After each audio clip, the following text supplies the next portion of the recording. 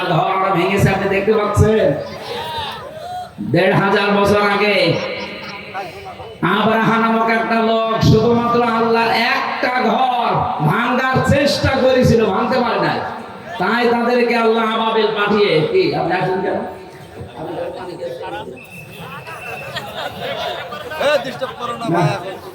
আপনি তো শুনছেন না, তাহলে ঝামেলায় আছেন। না না কিচ্ছু কারণ কিছু লাগলে আমি আপনাকে বলবো, ভালো করে শোনেন কি বলতে চাই। ১৫০০ বছর আগে ওরা একটা ঘর শুধু আল্লাহর বাইতুল্লাহ কাবা শরীফ ভাঙার চেষ্টা করেছিল, ভাঙতে পারে নাই। ১.৫ কিলোমিটার আগ থেকে ওদেরকে কাঁচফিম মাকুল বানিয়ে দিয়েছে আল্লাহ। কি কথা বলে রাখেন? আর এখন একটা দুইটা না, কতগুলো ঘর তারা ভেঙে দিল ধোয়া ধোয়া তুলে। কি ধোয়া? ধোয়া ধোয়া। ওরা এখন ধোয়া তুলেছে যে এই জায়গায় নাকি মন্দির ছিল, এই জন্য ভেঙে এখন আবার মন্দির বানাবো। পৃথিবীর মানুষ মাটির নিচে তেল পায়, গ্যাস পায়, সোনা পায়, রূপা পায়, আর ওই শয়তানরা শুধু মাটির নিচে মন্দির পায়। ওরে যদি মানে উলঙ্গ করে পিটাতে পারতাম,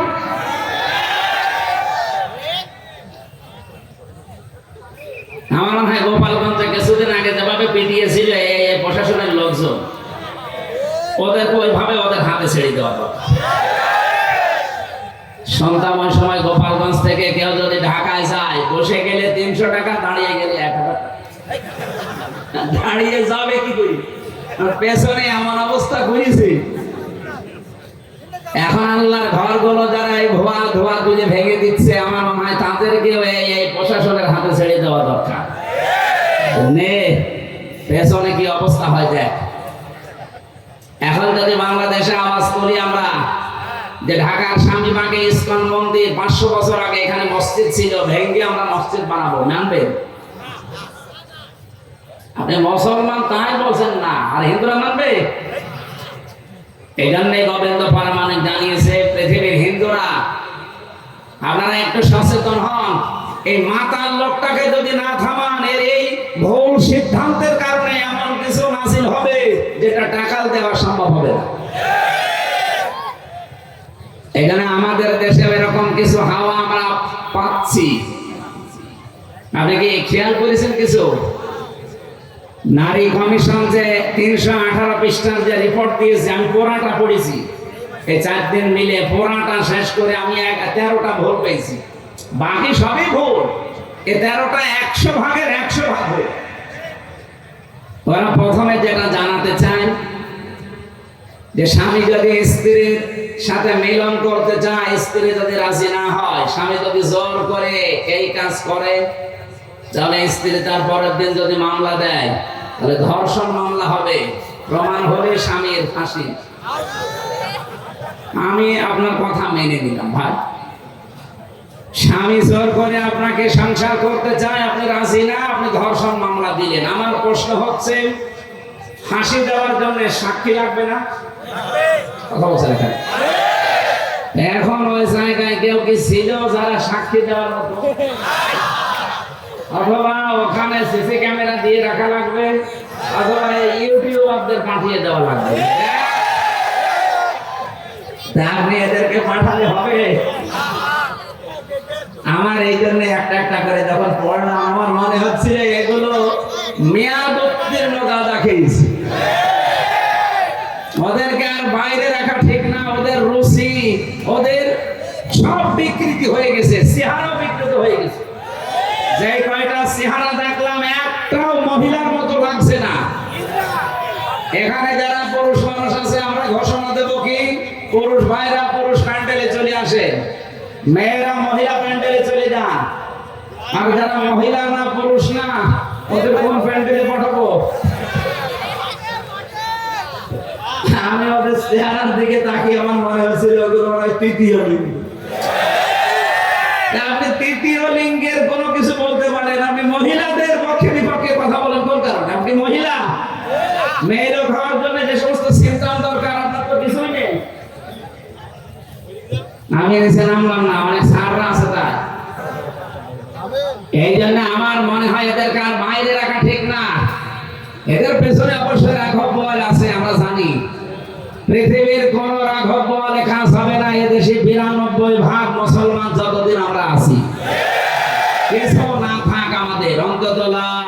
ইলাহা ইল্লাল্লাহ।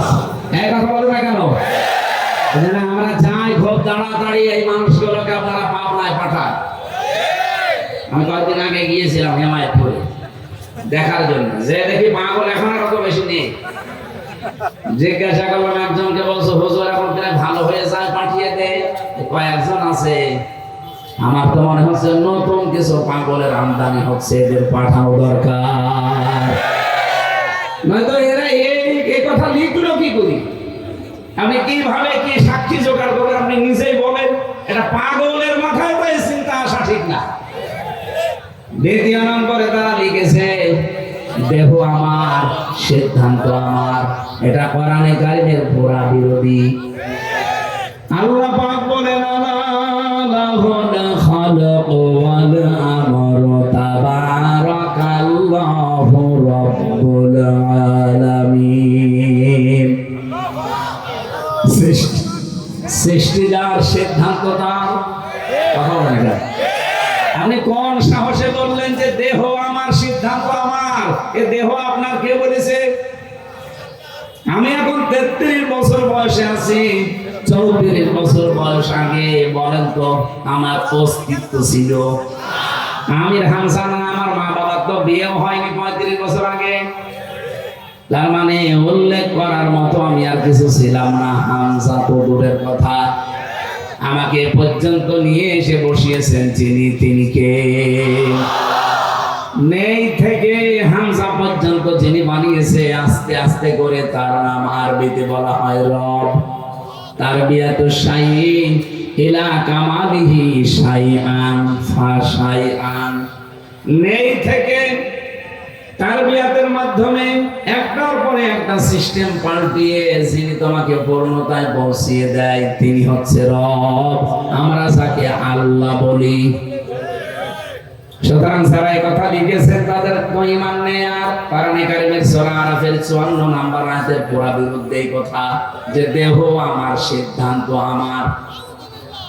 আপনি আল্লাহর সাথে বিদ্রোহ করেছেন, আপনি বেঈমান হয়ে গেছেন। এই নারী কমিশনে যারা আছে এদেরকে যদি তাওবা করানো না হয়, এই মানুষগুলো যদি নতুন করে মুসলমান না হয়, ঘোষণা দিয়ে গেলাম আজকে রেকর্ড হচ্ছে, এদের একজন যদি মারা যায় এদের জানাজা জায়েজ নেই, কবরে দেওয়া জায়েজ নেই। তাহলে জানাজা পড়াবো কি দিয়ে আমি, আর কবরে দেব কি বলে? বিসমিল্লাহি ওয়া আলা মিল্লাতি রাসূলিল্লাহ। এই পুরো কথাটাই তো মিথ্যা হয়ে যাবে যে আল্লাহর নামের উপরে, রাসূলের আদর্শের উপরে রেখে গেলাম। কই, আপনি তো আল্লাহর নামেও নেই, রাসূলের আদর্শেও নেই। একটা বলছেন, এই জন্য আপনাকে আমি রাখবো কি করে? আপনার জন্য আমি মিথ্যাবাদী হব? কি কথা বলেন না কেন ভাই? আমি আপনার জন্য মিথ্যাবাদী হব? এই জন্য আপনাকে কবর দেওয়া ঠিক হবে না, জানাজা ঠিক হবে না। আপনারা একটা কাজ করা যায় না, আপনারা হিন্দুদের মতো পড়িয়ে ফেললেও হবে না, কারণ হিন্দুরা তো মানবে না। আপনারা করবো কি? কুকুর দিয়ে খাওয়ানো লাগবে। ডক্টর আহমদ শরীফ ঢাকা বিশ্ববিদ্যালয়ের এক শিক্ষক, ও বলেছিল আল্লাহ বলতে কেউ নেই। ছাত্ররা জিজ্ঞাসা করছেন, স্যার আপনি এই কথা বললেন? যা বলেছি, যা দেখি না তা বিশ্বাস করি না। এই জন্য ইসলাম ধর্ম আমি মানি না। তাহলে হিন্দু ধর্ম মানে? বলছে না, ও ধর্ম আমি মানি না। তাহলে আপনি যদি মুসলমান দাবি না করেন, হিন্দু দাবি না করেন, আপনাকে তো পোড়ানো যাবে না, কবরে দেওয়া যাবে না, কি করব? বলছে আমার লাশটা ঢাকার মেডিকেল কলেজে দিয়ে দিও। ছাত্র ছাত্রীরা আমার লাশ কেটে গবেষণা করবে, শিক্ষা পাবে। মারা যাওয়ার পরে অ্যাম্বুলেন্সে করে নিয়ে গেছে ঢাকা ভার্সিটিতে, ঢাকা মেডিকেলে। মেডিকেলের মুসলমান ছাত্র ছাত্রী যারা, তারা মিছিল আরম্ভ করেছে, জানে না এই নাস্তিকের লাশ আমরা এখানে ঢুকতে দেব না, কারণ সে আল্লাহকেই মানে না, ওরে কেটে আমরা কি পাবো? ওর নাপাক শরীর যেন এখানে না ঢোকে। অ্যাম্বুলেন্সের ড্রাইভার চিন্তা করছে, ভার্সিটি ছেলে মেয়েরা ও না জানি খেপে গেলে আমার গাড়িতে যদি আঙুল লাগিয়ে দেয়, ও মরা শয়তানের সাথে আমি জীবিত মঞ্চ পড়ে যাব। দরকার নেই ভিক্ষা, আগে কুকুর সামলা, দে গাড়ি ঘুরিয়ে টান। এখন ঢাকা মেডিকেল নেয়নি, হিন্দুদের মতো পুড়িয়ে ফেলা হয়নি, মুসলমানের কবরে দেওয়া হয়নি। কি হয়েছে? জীবনের শেষ ইতিহাস আমি পড়ে দেখেছি, হয়তো ওকে ডাস্টবিনে ফেলে দেওয়া হয়েছে, কুকুরে গালি খেয়েছে। আহ্বান জানাচ্ছি, যদি কপালে হেদায়েতের মতো কিছু থাকে আপনি ফিরে আসবেন, আর যদি একেবারে আবু সেহেলের মতো হয়ে যান, এ দোয়ায়ও কাজ হবে না। আমরা বলছিলাম কি, একটা একটা করে আল্লাহর আইনগুলো যারা পাল্টিয়ে আপনাদের নিজেদের জীবনেও ক্ষমতা নেই, আপনার পেছনে কারা রাঘব গোয়াল আছে। ডক্টর মোহাম্মদ ইউনূসকে আহ্বান জানাবো, এগুলো ধরেন, না হলে এই ভুল সিদ্ধান্তের কারণে ইসরায়েলের মতো আমেরিকার মতো যদি দাবানল একবার চলে ওঠে বাংলাদেশে, শুধুমাত্র বন জঙ্গলের দাবানল না, মুসলমানদের দাবানল সামাল দেওয়া যাবে না।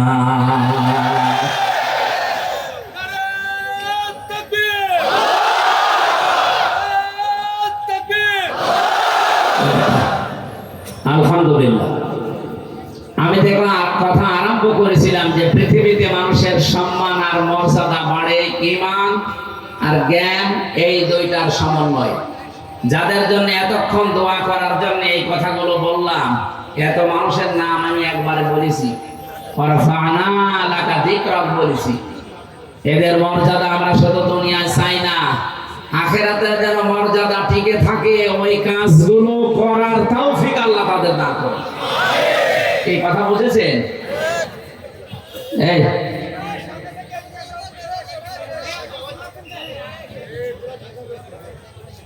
আপনারা এখানে আসেন, আসেন, আসেন।